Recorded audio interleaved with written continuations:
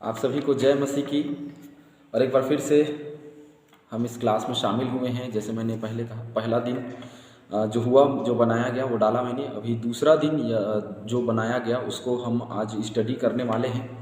और मैंने ये क्लास जो है वो गूगल मीट में लिया था लगातार, और जिसके वजह से आप तक ये वीडियो पहुंच नहीं पाया था और अभी पहुंच रहा है। आइए हम जाते हैं। दूसरे दिन परमेश्वर ने क्या बनाया। हम उत्पत्ति की पुस्तक और उसके पहला अध्याय 7वां और 8वां वचन जो है वो आज देखेंगे अध्ययन के रूप में। तब परमेश्वर ने एक अंतर बनाकर उसके नीचे के जल और उसके ऊपर के जल को अलग कर दिया, और वैसा ही हो गया। देखिए, एक जगह जल एकत्र है, लेकिन यहाँ पे परमेश्वर का वचन ये कह रहा है कि नीचे का जल और ऊपर का जल, नीचे का जल और ऊपर का जल, मतलब जो जल है वो दो भाग में था, है ना। ये नीचे का जल और ऊपर का जल। आप कभी भी देखेंगे नीचे का जल जो है वो ठंडा होता है, ऊपर का जल जो है वो गर्म होता है ना।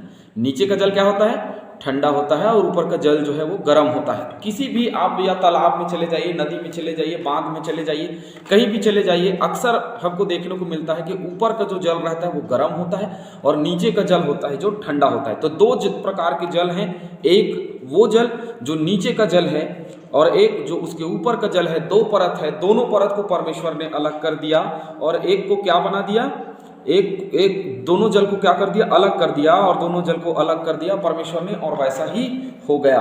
अय्यूब की किताब और उसके 38वें अध्याय और उसके 8वां से लेकर के 10वें वचन के बीच में एक बात लिखी हुई है। फिर जब समुद्र ऐसा फूट निकला मानो वह गर्भ से फूट निकला, तब किसने द्वार बंद करके उसको रोक दिया, जबकि मैंने उसको बादल पहनाया और घोर अंधकार में लपेट दिया और उसके लिए सीमा बांधी, और यह कहकर बेड़े और किवाड़े लगा दिए। देखिए, परमेश्वर ने ये जो जल है उसका क्या बना दिया, उसको एक स्थिरता दे दी, उसको उसके लिए किवाड़ बना दिया, उसके लिए दरवाजा बना दिया, और उसको बंद कर दिया, सुरक्षित कर दिया, और उसको क्या कर दिया, लपेट दिया, है ना। ये परमेश्वर का वचन कहता है। तो 7वें पद में जो बात लिखी हुई है हम उसको देखते हैं कि परमेश्वर ने किस प्रकार जल को स्थिर कर दिया, जल को कंट्रोल कर दिया, और उसे दो भाग में बांट दिया, और दो भाग में बांट दिया, और वैसा ही हो गया। लिखा है दो भाग में बांटा परमेश्वर ने और वैसा ही हो गया। जल भी उसका कहना मानते हैं, कितना सामर्थी हमारा प्रभु। और वैसे ही मैंने पहले ही बताया, समुद्र में नीचे ठंडा और ऊपर गर्म, ठीक वैसे ही तालाब में ना चले जाएंगे, नीचे ठंडा पानी ऊपर गर्म पानी।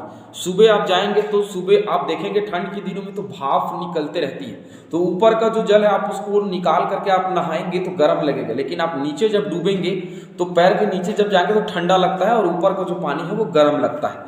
तो इस प्रकार से, है ना। तो स्थिर पानी का यही रूप होता है। तो दोनों को अलग किया, और जो गर्म है उसको क्या बनाया, 8वें पद में लिखा है। और परमेश्वर ने उस अंतर को आकाश कहा, तथा सांझ हुई, भोर हुआ, और इस प्रकार दूसरा दिन हो गया। परमेश्वर ने जो अंतर है, जो अंतर है, जो अंतर आ रहा है, उसको क्या बनाया परमेश्वर ने, आकाश बनाया, है ना। दो भाग में बांट दिया परमेश्वर ने, और एक भाग को नीचे छोड़ दिया, और जो एक भाग ऊपर किया उसने, जो ऊपर किया, जो गर्म पानी है उसको बादल बना दिया। जब बादल से वर्षा होती है तो आप देखेंगे, चाहे वो किसी भी ठंड की ऋतु में भी गिरेगी तो वो हल्की गर्म होती है। ठंड के दिनों में हमारे बाल्टी का पानी बहुत ठंडा रहेगा, लेकिन जो आसमान से गिरती है वो पानी थोड़ी सी गर्म होती है। इसके पीछे रीज़न क्या है, परमेश्वर का ये जो वचन है आपको रीज़न बता दिया, है ना, कि उसने दो भाग में किया। ऊपर के जल को उसने बादल बना दिया, और नीचे के जल को उसने क्या बनाया, धरती का जल बनाया, और आगे क्या बनाया, तीसरे दिन हम उसको देखेंगे। लेकिन आप लोग मेरे साथ में निकाल, उत्पत्ति 7:11 में एक बहुत ही अच्छा वर्णन लिखा हुआ है नूह के समय में।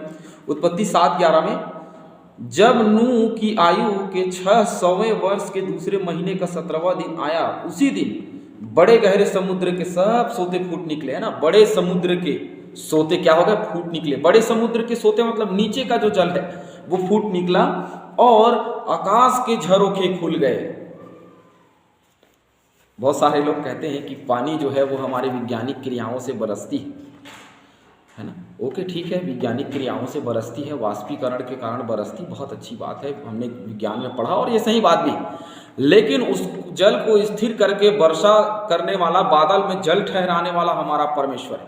अगर ये वाष्प होकर के ऊपर जाती है, ऊपर से सीधे नीचे गिर जाती है और नीचे गिर करके किसी भी समय में वर्षा हो जाती है, लेकिन परमेश्वर ने इसे इकट्ठा किया ताकि किसान जो हैं वो उसको मदद मिल सके, अपने अन्न उगाने में, अपने लिए भोजन उगाने में उसे मदद मिल सके। इसलिए परमेश्वर ने इस प्रकार से बादल ऊपर बना दिया। और बादल का जो जल है वो बहुत सारे जैविक पदार्थों से भरा हुआ होता है। ऊपर के पानी से बहुत अधिक अन्न उगता है और नीचे के पानी को आप कितना भी कर दीजिए, बादल के पानी जितना अन्न नहीं उगा सकते। और उगाना भी है तो आपको जैविक खाद डालना पड़ेगा, बहुत सारी बातें जो हैं वो उसके साथ में करनी पड़ती हैं।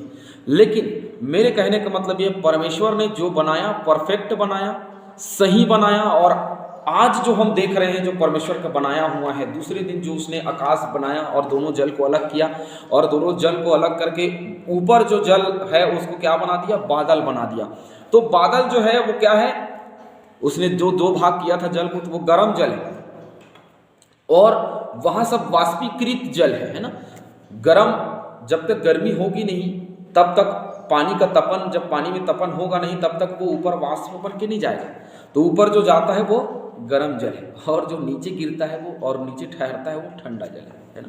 तो इसीलिए परमेश्वर ने इस प्रकार से क्या किया, दुनिया को क्या किया है, एकीकृत किया। दुनिया को एक दूसरे के लिए चक्र के हिसाब से, है ना, जीवन चक्र के हिसाब से उसको बनाया, उसको रचा। ये इसलिए है क्योंकि परमेश्वर ने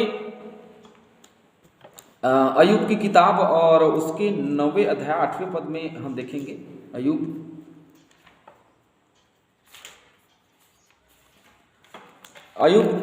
9वां अध्याय 8वें पद में हम देखेंगे, वहां क्या लिखा है। 9वां अध्याय का 8वां पद, वह आकाश मंडल को अकेला ही फैलाता और समुद्र की ऊंची ऊंची लहरों पर चलता है। देखिए परमेश्वर का यहाँ पे सामर्थ्य दिखा रहा है ना। ये वचन जो है 7वां पद जो है वो परमेश्वर के सामर्थ्य को, 7वां और 8वां पद जो दूसरा दिन है वो परमेश्वर के सामर्थ्य को प्रकट कर रहा है, उसका प्रकटीकरण है। उसने क्या किया है, आकाश मंडल को अकेला ही ठहरा दिया, बना दिया, और समुद्र की ऊंची ऊंची लहरों पर क्या करता है, वो चलता है। उसी की आज्ञा से देखिए सब कुछ होता है ना, उसी की ही आज्ञा से सब कुछ होता है और निरंतर होता चला जाएगा। और परमेश्वर ने जैसा बनाया और उसको स्थिर भी किया, और स्थिर करके उसको क्या बना दिया, आकाश मंडल। तो दूसरे दिन परमेश्वर ने क्या बनाया, आकाश मंडल बनाया। आकाश बनाया और कैसे बनाया, गर्म जल और ठंडे जल को दो भाग में बांटा। जो कि नीचे का जो जल है उसको उसने नीचे छोड़ दिया। लिखा है कि उसने ऊपर के जल को अलग किया, जल को दो भाग में बांटिए, ऊपर के जल को उसने अलग करके बादल बनाया और नीचे के जल को उसने छोड़ दिया। और नीचे के जल को क्या बनाया हम तीसरे दिन देखेंगे। और आप सभी इसमें शामिल हुए हैं, आप सभी का धन्यवाद करते हैं। और ये दूसरा दिन था, ये क्लास था और बड़ा ही अच्छा क्लास था। परमेश्वर ने बड़ी सहायता मदद की थी। और देखिए यशायाह 40:22 वहां क्या लिखा है देखेंगे। यशायाह 40:22 में परमेश्वर के सामर्थ का वर्णन है ना, परमेश्वर के सामर्थ का वर्णन ही हो रहा है। 40:22 में देखिए वहां पे, यह वह है जो पृथ्वी के घेरे के ऊपर आकाश मंडल पर विराजमान है और पृथ्वी के रहने वाले टिड्डी के तुल्य है, जो आकाश को मलमल के समान फैलाता है और ऐसा तान देता है जैसे रहने के लिए तंबू ताना जाता है। जब आकाश को देखेंगे आप, जब थोड़ी सी बदली आती है, जब आकाश को देखेंगे तो आपको देख के लगेगा क्या ये कपड़े के समान दिखाई देता है। वास्तव में परमेश्वर ने इसे तंबू के समान ताना है। और जब हम बादल की ओर देखते हैं तो बहुत अद्भुत चीज़ हमको दिखाई देती है। एक धूल सा दिखाई देता है, एक धुंध सा दिखाई देता है। कई बार बादल जो है वो जब काला हो जाता है तो बड़ा खतरनाक दिखाई देता है। जब उसमें गरजने लगता है तो बादल के कई प्रकार के रूप हमको देखने को मिलते हैं। लेकिन परमेश्वर ने कई प्रकार के रूप जब बनाए तो उससे पहले उसने क्या बना दिया, आकाश को बना दिया और उसमें कई सारे रूप परमेश्वर ने डाल दिए। वैसे ही मनुष्य का जीवन है, परमेश्वर जो है मनुष्य के जीवन को वैसे ही करता है। उसने हमारे जीवन को बादल के समान तान दिया, उसने हमारे जीवन को बादल के समान फैला दिया। लेकिन हम मनुष्य जो है उसका मोल नहीं रखते। हम उसको मोल रखना है कि उसने हमारे लिए आकाश बनाया। अगर उसमें से वर्षा नहीं होती तो हम कुछ भी नहीं कर पाते और आज हम भूखे मर जाते। लेकिन परमेश्वर ने सब कुछ हमारे लिए किया।